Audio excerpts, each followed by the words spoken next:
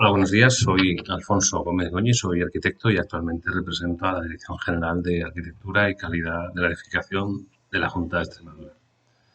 Dentro de esta presentación voy a hacer una pequeña introducción a, a mi siguiente compañero, que es José Miguel Núñez Carroza, que entrará a detallar en profundidad lo que es la guía del gas radón en Extremadura que hemos publicado hace relativamente poco, hace unos meses. Es una guía informativa que ofrece recomendaciones para hacer frente al gas radón en nuestras viviendas. Se ha editado para informar sobre todo de los posibles riesgos que constituye la elevada presencia de gas radón en nuestras viviendas, con el objetivo de trazar un protocolo mediante el cual podamos comprobar si una vivienda está en riesgo por gas radón y de qué se debe hacer para mitigar ese riesgo. El documento pretende formar y prevenir para luchar contra los efectos perjudiciales derivados de las altas concentraciones de gas radón y evitar, mediante unos consejos muy básicos, como la ventilación o con un simple sellado, que la sobreexposición a esta sustancia afecte a la salud al tratarse de un gas que se ha convertido en una de las principales causas relacionadas con el cáncer de pulmón. Este documento pretende ser una hoja de ruta para reducir las radiaciones, no solo en nueva vivienda, sino y sobre todo en edificios ya construidos, en los que sus propietarios no están obligados a implementar medidas correctoras, pero donde es más que recomendable aplicarlas cuando la concentración de radón es superior a 300 becquereles metro cúbico en las plantas habitables y su ocupación es permanente. La guía tiene, como he dicho, un carácter divulgativo. Está destinada, hay dos ejemplares, uno que está destinado a la ciudadanía en general y otro de carácter más técnico que está enfocado a profesionales y empresas del sector de la construcción. Dentro del contenido divulgativo, la guía pretende explicar qué es el radón, qué factores influyen en la concentración de este gas en el interior de nuestros edificios, de nuestras viviendas, de nuestros lugares de trabajo, qué relación hay entre el radón y la salud y qué medidas se pueden implementar tanto en las edificaciones de nueva planta como las ya existentes para reducir a niveles admisibles la presencia de este gas en el interior de los espacios habitables. En el apartado número 2, en el libro número 2 más especializado, la guía nos explica de una manera más detallada cada una de las medidas de protección o mejora, sin perjuicio de lo establecido, por supuesto, en el documento básico de seguridad y salud, en DBHS6, contenido en el Código Técnico de la Edificación. Para su mayor comprensión, se ha decidido aportar un ejemplo práctico de aplicación de cada una de las actuaciones que han sido realizadas, en este caso, desde la Dirección General de Arquitectura y Calidad de Edificación, fruto de mediciones que se vienen realizando desde el año 2017 en determinadas viviendas propiedad de la Junta de Extremadura. Como una novedad frente a otras publicaciones, se ofrece una base de precios de la construcción específica para las medidas expuestas, así como unas fichas resumen de cada una de las medidas de prevención propuestas, que serán susceptibles de incorporarse como parte integrante de los proyectos de edificación. Estoy muy agradecido con el equipo que ha formado parte de la redacción de esta guía. Entre otros, hemos contado con profesionales de la Universidad de Extremadura, del Intromac, del Instituto de Rocas Ornamentales y de la Construcción de Extremadura, y por supuesto con personal propio de la Junta de Extremadura. Además, hemos contado con la participación de autores y autoras de importantes trabajos de investigación realizadas en Extremadura en relación a esta materia. Espero que puedan ustedes, la guía está disponible de manera online y espero que puedan ustedes disfrutarla y conocer más en profundidad cuál es las ventajas de la aplicación, sobre todo de la rehabilitación, las actuaciones que podamos llevar a cabo en nuestras viviendas para mitigar la presencia del gas radón en nuestras viviendas. Muchas gracias y a continuación les dejo con José Miguel Núñez, es arquitecto técnico y está especializado además en el tema del gas radón. Gracias.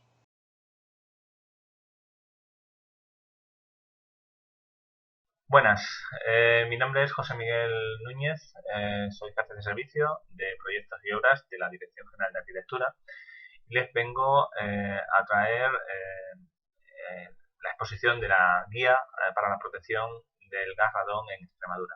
Antes de comenzar, me gustaría agradecer a los organizadores del primer Congreso Nacional de Radón en España eh, la invitación a la Junta de Extremadura y a nuestra Dirección General con carácter particular para exponerles el resultado de la misma.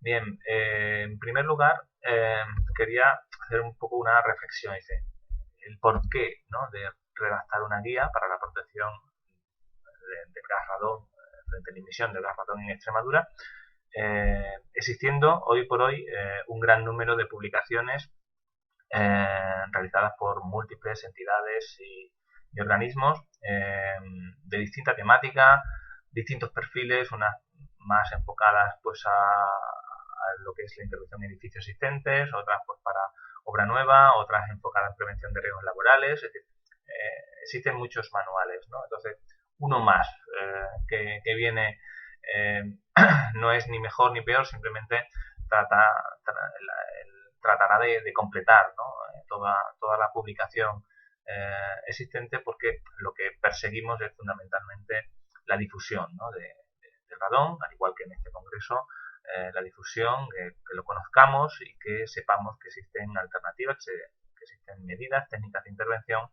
para paliar, disminuir, reducir las concentraciones en el interior de nuestras edificaciones, ¿no?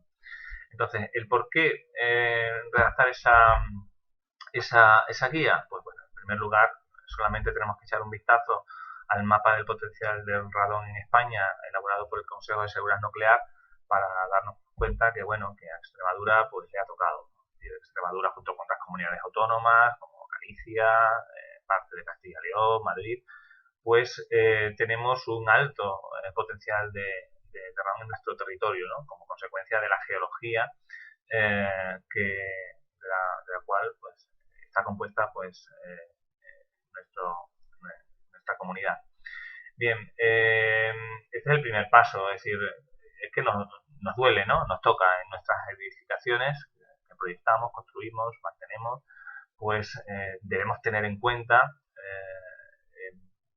qué medidas debemos implementar pues para poder paliar, disminuir y no superar los niveles de referencia, ¿no?, que veremos más adelante en el código técnico de la edificación. Entonces ese es el primer punto de partida, ¿no?, el hecho de que somos una de las comunidades autónomas afectadas de forma directa, ¿no?, al igual que Canarias, que Galicia y otras de las que ya he citado. Bien, el segundo motivo que nos impulsó pues a tratar de, de, de redactar esta guía era que en nuestra comunidad autónoma tenemos la suerte de contar con un buen número de investigadores, de profesionales que han estado trabajando en la materia. Algunas de las tesis más recientes, de las tesis doctorales que he puesto en pantalla, pues por suerte son colaboradores que han trabajado desinteresadamente en la redacción de esta guía y hemos podido contar con ellos. Cuestiones como la medición retrospectiva del radón y sus descendientes, o cómo las distintas tipologías arquitectónicas influyen en los niveles radiactivos hidrosimétricos en las viviendas en el norte de Extremadura, por ejemplo, en la provincia de Cáceres, han dado pie pues a contar con mucha información que no tenía cabida en otras publicaciones ya existentes, y que de alguna manera este documento pues podría ser una buena forma de recopilarlo, ¿no? Entonces nos parecía interesante también contar pues con estos profesionales que pues han participado de forma activa, ¿no?, en la redacción de la guía.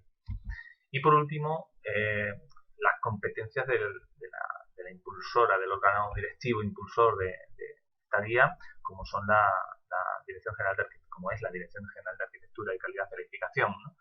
En el decreto de de estructuras orgánicas, el 167/2019, establece cuáles son las funciones de esta dirección general, en la cual pues destaco fundamentalmente dos. Una es fomentar la formación profesional de los trabajadores y agentes de edificación, ¿vale? Independientemente de otras competencias que tengan otros organismos. No en vano, desde hace más de 4 años, esta dirección general pues impulsa en el ámbito de la Escuela de Administración Pública de la Junta de Extremadura cursos específicos para empleados públicos de formación en materia de prevención frente al radón, entre otras temáticas.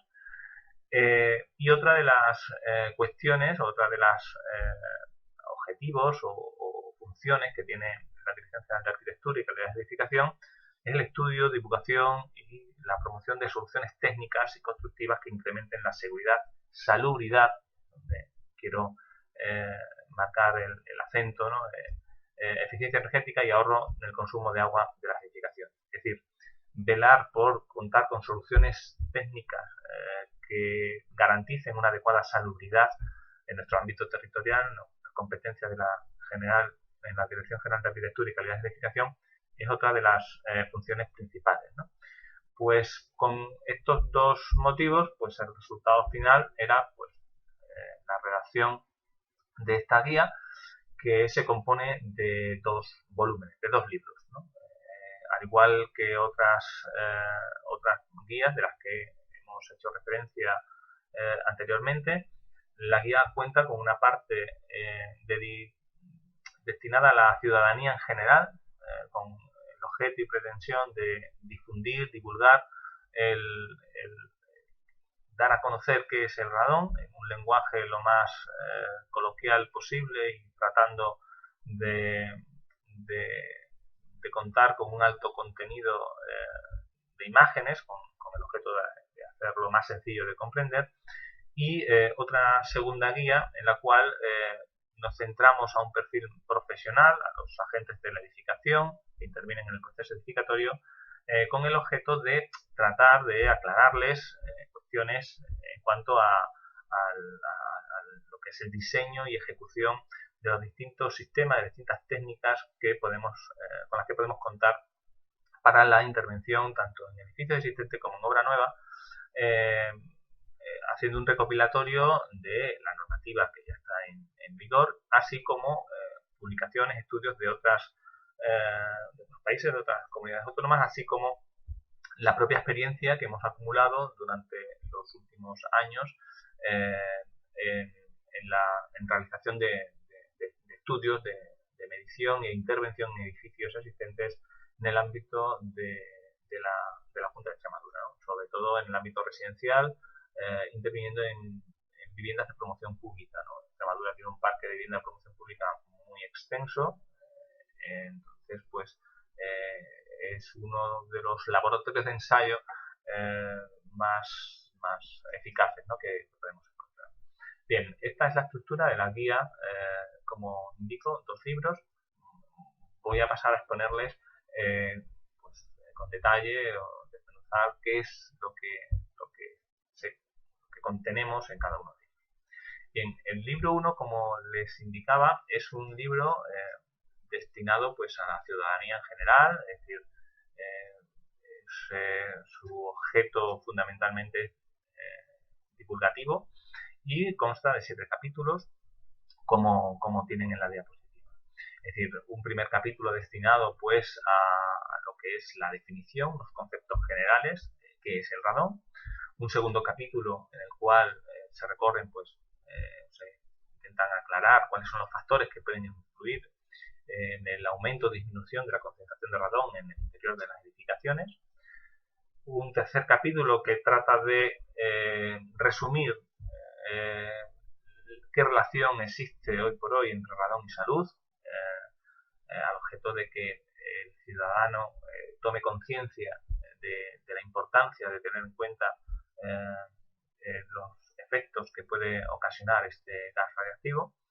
Un capítulo cuarto en el cual hacemos un breve resumen en lenguaje lo más amable posible de las disposiciones legales y reglamentarias que tenemos actualmente vigentes. El capítulo 5 recorre los distintos tipos de medición que tenemos para determinar la concentración de radón, es decir, sobre todo en interiores, independientemente de que también abordamos la medición en agua o medición en suelo, pero fundamentalmente centrándonos en la medición en aire.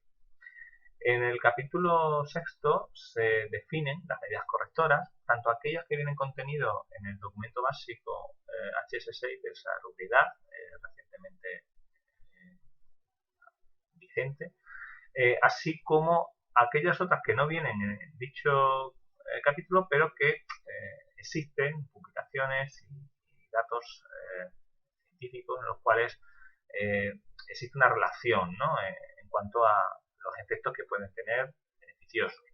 No para que se apliquen, simplemente no van a sustituir en ningún caso el documento básico HS6, pero sí ese carácter prestacional que tiene el propio código técnico, pues permite servir como medida de apoyo, ¿no? Medida complementaria, si cabe, en algún caso.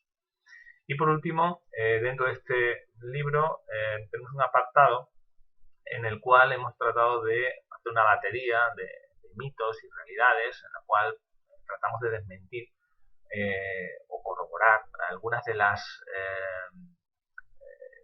informaciones, a veces erróneas, falsas, que circulan en los medios de comunicación, ¿no? A veces pues buscando un poco ese titular sensacionalista, ¿no? Para captar la atención de la ciudadanía, que en algunas ocasiones pues no es nada apropiado, ¿no? Entonces, esta es la estructura de este primer libro. En el capítulo 1, como les indicaba, se hace un recorrido muy breve explicando pues qué es el radón, cuáles son sus descendientes y sus ascendientes, de dónde proviene, cuál es la progenie del radón, y se trata de que las personas pues tengan conocimiento de que no deja de ser una radiación natural que tenemos que siempre va a estar ahí y que tendremos que convivir con ella, ¿no? Es básicamente lo que se persigue. Eso en cuanto a este primer capítulo, ¿no? El segundo, en cuanto a los factores que influyen en la concentración de radón, es decir, vivimos en un planeta radiactivo, estamos sometidos a una serie de aportaciones de radiación determinada que proviene de distintas fuentes, de los propios alimentos, radiación cósmica, suelo, radiaciones artificiales como consecuencia de la diagnosis médica, pero relativizar todo ello, que de todas ellas, de todas las fuentes de radiación a las que estamos sometidos, el radón es la más importante, ¿no? Esa es en primer lugar. En segundo lugar, también se aborda cuáles son los mecanismos de movimiento del radón, es decir, diferenciar lo que es la exhalación respecto de la inhalación, tanto cuando estamos en el interior del terreno, en los poros del material, y cuando cuando ese gas sale al exterior de la superficie, ¿no? Con el objeto que será este segundo, la exhalación, la que tendremos que tratar de abordar, ¿no? en las soluciones constructivas que implementemos en nuestras edificaciones. En cuanto a los factores puramente tales que influyen en la concentración de radón, son los tipos geológicos, es decir, la naturaleza geológica del terreno en el que ubicamos nuestras edificaciones.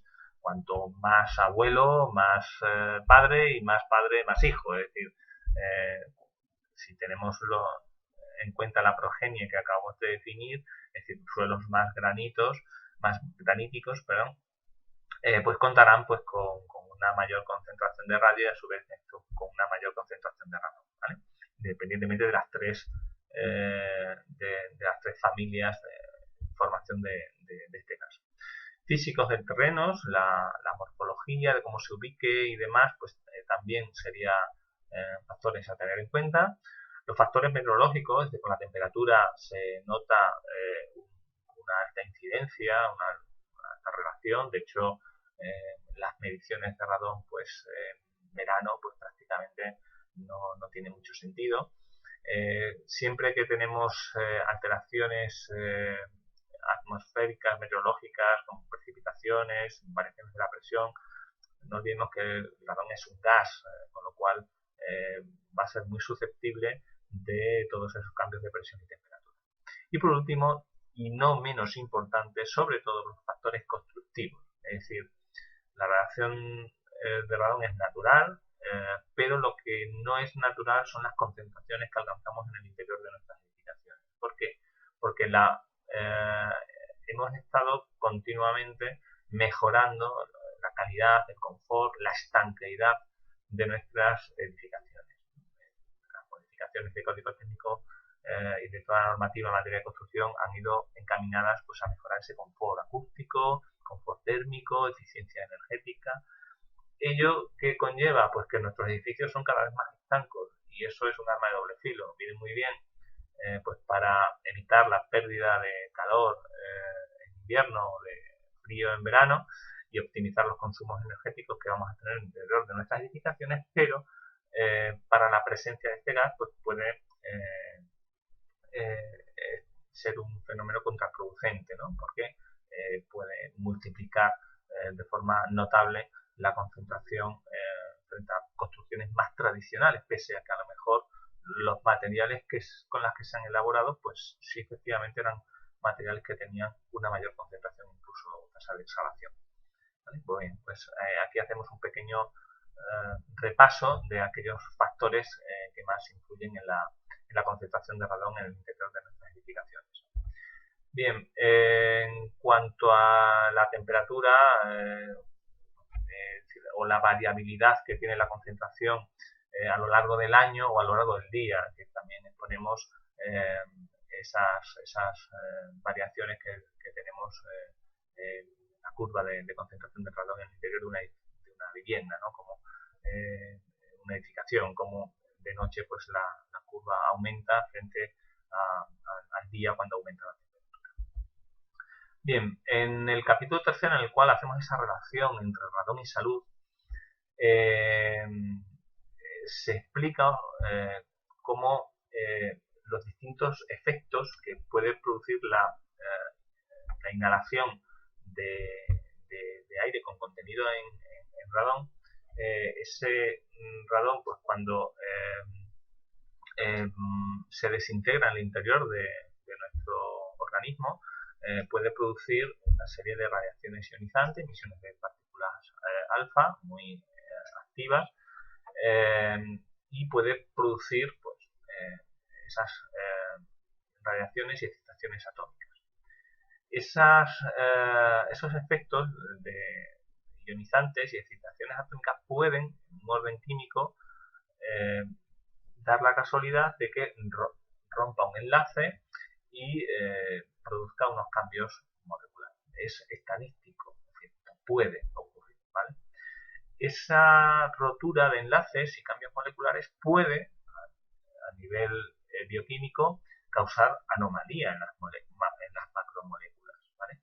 Y esas anomalías en las macromoléculas, si afectan a algunas células, pues puede comprometer la viabilidad celular. Y ese compromiso de la viabilidad celular puede causar malformaciones a nivel tisular, ¿vale? Es decir, como ven ustedes, es todo estadístico y es puede. En todo momento el radón, es decir, no distingue, no sabe qué célula va a atacar o no sabe qué organismo, qué malformación va a poder ocasionar. Ahora bien, es todo a nivel estadístico, ¿no? Lo que sí es cierto es que a nivel estadístico, respecto de los fumadores o no fumadores, el porcentaje o la tasa de casos de cáncer de pulmón se multiplica de forma notable. Es decir, en fumadores es un efecto sinérgico, es decir, una persona fumadora en un ambiente que no existe radón, 0 becquerel por metro cúbico, aún así pues tiene la probabilidad de que uno cada 10 pues tenga padezca un cáncer de pulmón. Sin embargo, multiplica por 6, si estamos en un ambiente por encima del nivel de referencia, llegaríamos a 16. ¿No? En no fumadores, pues la estadística obviamente es menor, pero también podría haber fallecimientos como consecuencia del radón. El radón está tipificado por la OMS, como ustedes saben, como la segunda causa de cáncer de pulmón después del tabaco, con lo cual es motivo más que suficiente pues, para prestarle la atención que merece, ¿no? Y por ese motivo pues consideramos oportuno proceder a esa difusión. Bien, en cuanto a la normativa, el capítulo cuarto que hemos comentado, es decir, por hoy pues tenemos la directiva Euratom de la 1359, en la cual establece un nivel de referencia tanto los espacios de trabajo como los espacios cerrados de 300 becquerelios por metro cúbico. La transposición de esa directiva se ha conseguido a través del código técnico, como veremos a continuación, en el interior de edificaciones. La Organización Mundial de la Salud también establece en esos 300 becquerelios por metro cúbico la concentración en interiores, si bien es cierto que en sus partes positivas recomienda que no superemos los 100 becquerelios. Entonces, pues, en esa horquilla es donde nos movemos. Y en España, la transposición de esa directiva en el documento básico Salubridad, en la sección sexta del Código Técnico de la Edificación, establece el nivel de referencia en 300 becquerelios por metro cúbico. Como les indicaba, en Extremadura nos es vital, es decir, por provincias, los municipios que se incluyen en zona 2, en el cual tenemos que hacer un mayor esfuerzo en las edificaciones al objeto de evitar la concentración de radón por encima de ese nivel de referencia. Estamos hablando del orden de casi el 85% de los términos municipales en la provincia de Cáceres y el 50% en la provincia de Badajoz, ¿vale? Y prácticamente que estén fuera del ámbito de aplicación del código y que no les sea de aplicación esta sección, escasamente un 6% en la provincia de Cáceres y poco más de un 13% en la provincia de Badajoz, con lo cual prácticamente toda nuestra región pues va a tener que adoptar algún tipo de medida, tal y como se puede observar, algo que podríamos intuir como consecuencia del mapa de potencial frente al radón elaborado por el Consejo de Seguridad Nuclear al que hemos hecho alusión anteriormente. Bien, el capítulo quinto de este primer libro nos describe, nos define los distintos métodos de medición de la concentración de radón, fundamentalmente centrándonos en la medición en aire.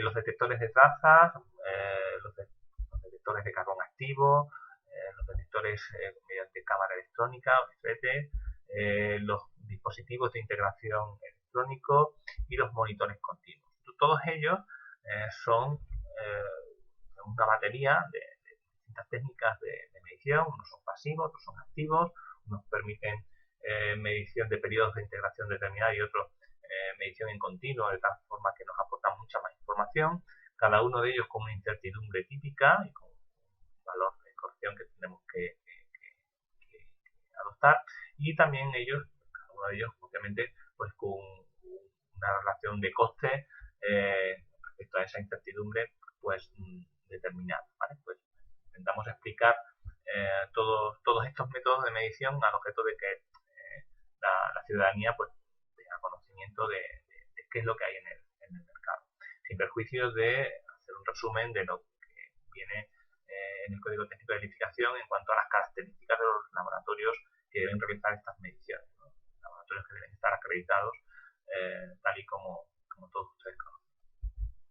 Bien, en cuanto a las medidas correctoras, el capítulo 6 lo que viene a resumir, por así decirlo, en primer lugar, qué es lo que viene recogido en el Código Técnico de Edificación, ¿no? Es decir, el HS6, las 3 técnicas de intervención, tanto para obra nueva como intervención de edificio existente, se reducen pues, a la disposición de una barrera de protección. No se define el material, pero bueno, existen muchas tipologías, lo dejaremos para el libro 2, en el ámbito profesional. Aquí simplemente pues tratamos de explicar qué técnicas existen. Fundamentalmente, barrera de protección, espacio de contención ventilado, que puede ser un local no habitable o un forjado sanitario, una zona ventilada, es decir, distintas soluciones constructivas que implementamos habitualmente en nuestras edificaciones para protegerlo frente a la humedad, en este caso, además, para la protección frente al radón.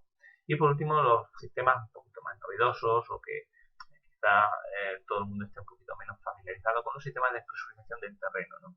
En el cual, pues, la disposición de una arqueta de captación en el interior del terreno o tubos drenajes de captación para tratar de evacuar ese gas directamente hacia el cielo. Estas son las tres técnicas que vienen recogidas en H6 y que para cumplir el código técnico, si no nos queremos meter en el terreno de lo prestacional y no queremos apartarnos total o parcialmente del código técnico, deberíamos implementar algunas de ellas, en función de si estamos en zona 1, zona 2, cómo nos afecte el código técnico. Existen otro tipo de técnicas que el código técnico no las contempla, como son el sistema de presurización del terreno, cuya eficacia en algunos estudios experimentales, como la tesis doctoral de Borja Frutos Vázquez, pues establece con eficacias muy similares a de presurización del terreno y que puede estar indicada para determinados casos en los cuales pues, tengamos niveles freáticos pues, muy próximos a la arqueta de captación y demás, pues podría caber esa posibilidad. Nosotros simplemente lo citamos para que sepamos que existen, pero habría que estudiar, el proyectista debería estudiar caso a caso para ver si está indicado o no para el proyecto de referencia y puesto que en este caso se estaría apartando parcialmente de lo establecido en código. Y por último, la ventilación de los espacios habitables. Bien, aquí un inciso, en ningún momento podemos confiar en la ventilación de los espacios habitables a la protección del radón del edificio. Es decir, eso sería lo mismo que ocurría cuando decíamos que, oye, pues para evitar las humedades de condensación, pues ventile usted. Me parece muy bien. Esa solución es maravillosa, pero en invierno a las 6 de la mañana no me diga usted que tengo que ventilar mi casa, ¿vale? Es decir, porque usted a lo mejor no ha diseñado un sistema de aislamiento eficaz para prevenir esas condensaciones que pueda tener la envolvente de mi edificio, ¿no? Pues aquí ocurre una cosa similar. Es decir, yo no puedo decir, no, si ventilo disminuyo la concentración. Obviamente, existen estudios experimentales en los cuales una adecuada ventilación de una determinada estancia disminuye la concentración. No hay que ser muy avispado, ¿no? Pues para conocerlo. Pero no podemos confiar de forma exhaustiva, no podemos confiar solamente a esta opción. Puede ser complementaria, es decir, una edificación, por ejemplo, que no cumpla el HS3 de calidad del interior y en la cual como edificio existente pues vaya a hacer una serie de intervenciones, pues en un momento dado el implementar esas medidas de ventilación pues pueden ser muy beneficiosas para corregir o disminuir las concentraciones de radón en el interior de esta edificación, ¿de acuerdo? Entonces, pues es una cuestión a tener en cuenta. Bien, y por último, uno de los capítulos que consideramos que era necesario el romper algunos de los mitos y leyendas que existen un poco en todo este mundo, ¿no? Cuando se está divulgando el radón, pues lo que les indicaba al inicio de este vídeo, ¿no? Es decir, existen muchas noticias o periódicos que buscando ese titular, esa noticia que impacte, que es sensacionalista, pues hace algún comentario que de alguna manera pues entendemos que son totalmente contraproducentes, ¿no?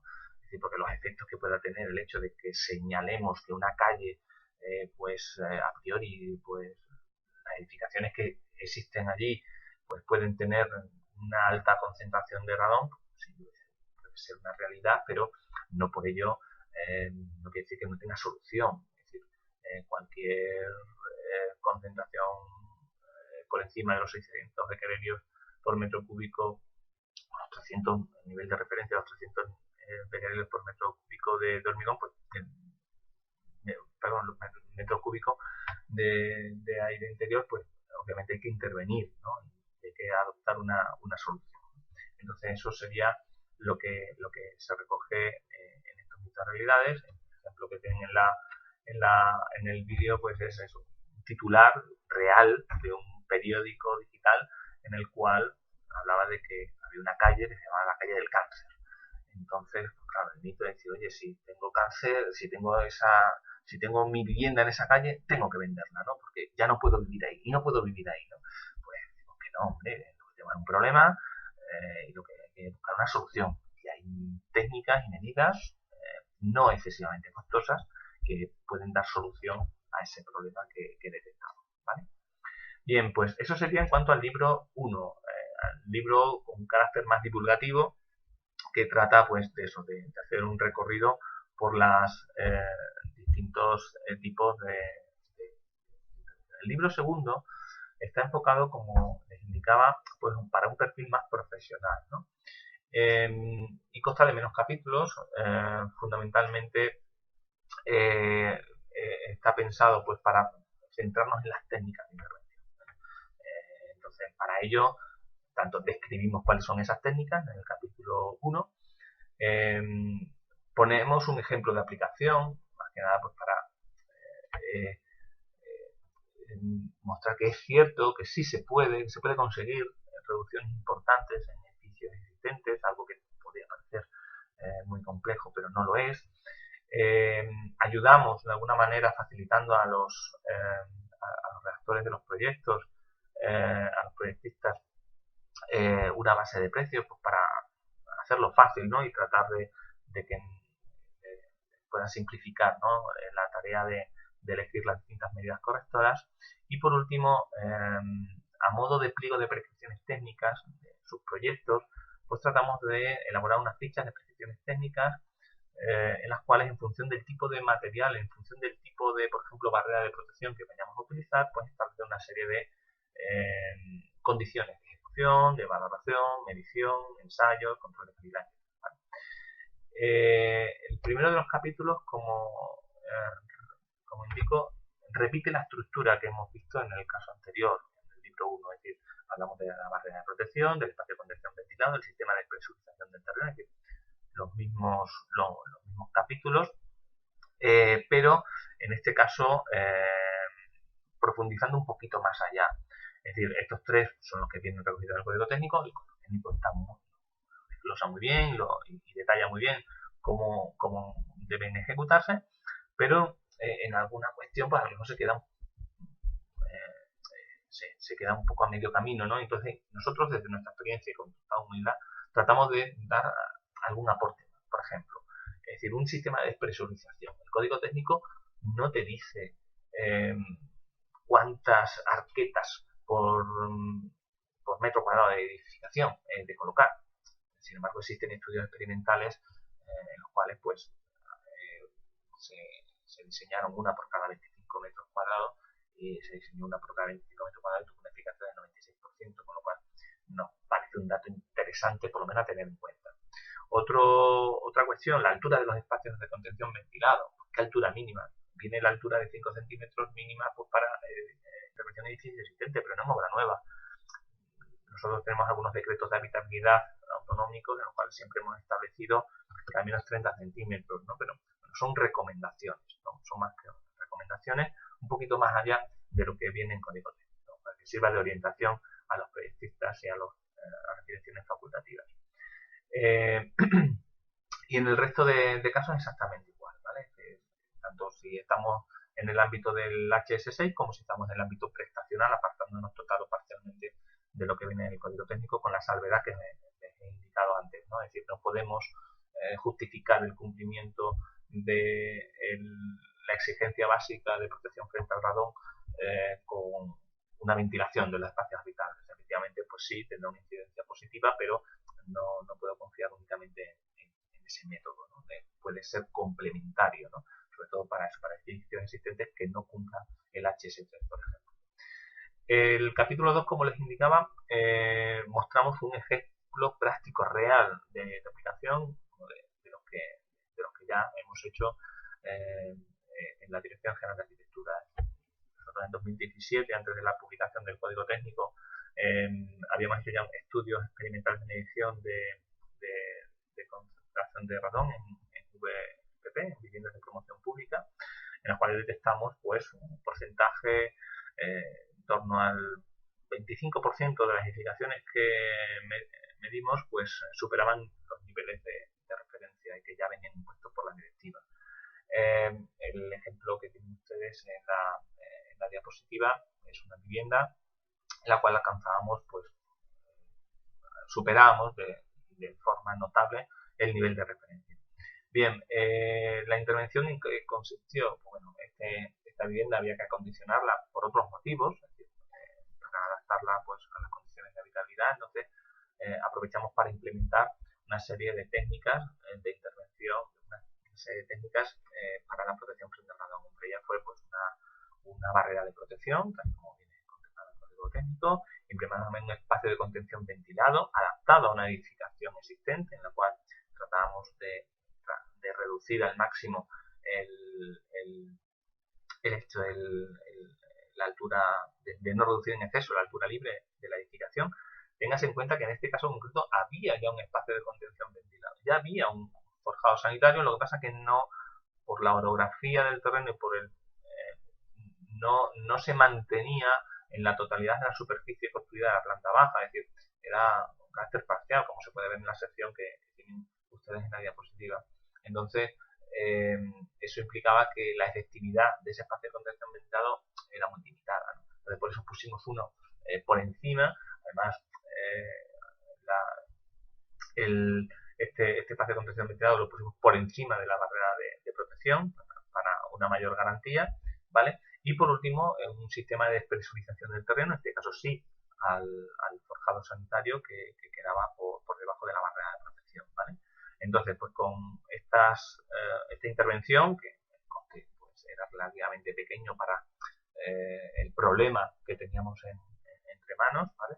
Pues conseguimos reducir de los 562 becquerelios por metro cúbico además medidas en los mismos meses, exactamente igual, un año posterior en los mismos meses, a 88 becquerelios, es decir, por debajo incluso de lo recomendable, de lo recomendado por la Organización Mundial de la Salud, lo cual pues nos animó muchísimo pues a continuar haciendo intervenciones de este tipo, además probando distintos materiales, probando distintas técnicas con el objeto de poder trasladar a los profesionales pues la experiencia que vamos acumulando por la intervención en ese enorme número de viviendas de promoción pública con el que cuenta la Junta de Extremadura. El tercer capítulo del libro segundo, dedicado a profesionales, no más que una base de precios de la construcción, en la cual pues hemos estructurado en estos 5 capítulos para seguir con el mismo esquema de análisis de las distintas técnicas, de descripción y demás que hemos realizado. Está disponible en formato BC3 en la web, que a continuación les indicaré. Y bueno, el objeto es una base de precios que está viva, que iremos actualizando conforme pasa el tiempo y sigamos contando con más productos en el mercado. Y bueno, el objeto es eso, facilitar el trabajo a los técnicos, a los profesionales del sector. Y el último de los capítulos son unas fichas que, como les indicaba, persiguen funcionar como pliego de prescripciones técnicas, ¿no? de los proyectos. Es decir, el objeto, muchas veces intentamos en los epígrafes de las partidas incorporar muchas determinaciones que son propias de un pliego de prescripciones técnicas, ¿no? Entonces, por ese motivo lo apartamos aquí. ¿Qué información aporta esa ficha? Con una descripción del tipo de técnicas, si es una barra de protección, si es un espacio de protección ventilado. Dentro de ese tipo, de esa clasificación, tenemos distintos tipos de materiales, si es de polietileno, si es de PDM, si es de láminas bituminosas, es decir, distintos materiales con los que podemos contar en el mercado. qué efectividad existe o qué rango según distintas bibliografías, ¿vale? Es decir, tanto españolas como internacionales. También señalamos si viene o no contenido dentro del documento básico de salubridad, dentro de la sección sexta del documento básico, si viene recogido o no esta técnica de intervención, ¿vale? Cuestiones relativas al diseño, es decir, haciendo referencias, por ejemplo, a normativa ya existente o a normas UNE o algún tipo de disposición que tengamos, ¿vale? Y luego, pues, ejemplos gráficos, esquemáticos, fotografías, de obras ejecutadas, con el objeto de facilitar la interpretación de qué es lo que se pretende, ¿no? De punto singular y demás. Todo de forma muy esquemática, es decir, es verdad que estas fichas, pues, tienen la intención de que sean muy, de un simple vistazo, sean una por técnica, con el objeto de resumir en un formato muy reducido todos los aspectos más esenciales que tienen ese tipo de intervención. Y bien, este es el contenido de la guía pues que ha sido posible gracias a un equipo multidisciplinar integrado pues por compañeros de la Universidad de Extremadura, del Instituto Tecnológico de Rocas Ornamentales y Materiales de la Construcción y de la propia Junta de Extremadura, todos con su granito de arena pues han hecho posible que este documento vea la luz. Está disponible en el portal del ciudadano, en la web cuyo enlace en el PDF que tengan en la diapositiva pues se podrán acceder, y si no pues lo pueden buscar en internet y accesible. Y por mi parte nada más, agradecerles la participación, el seguimiento en este primer Congreso Nacional de Rodón, y espero que el uso y aplicación de esta guía pues le sea de mucha utilidad. Muchísimas gracias a todos.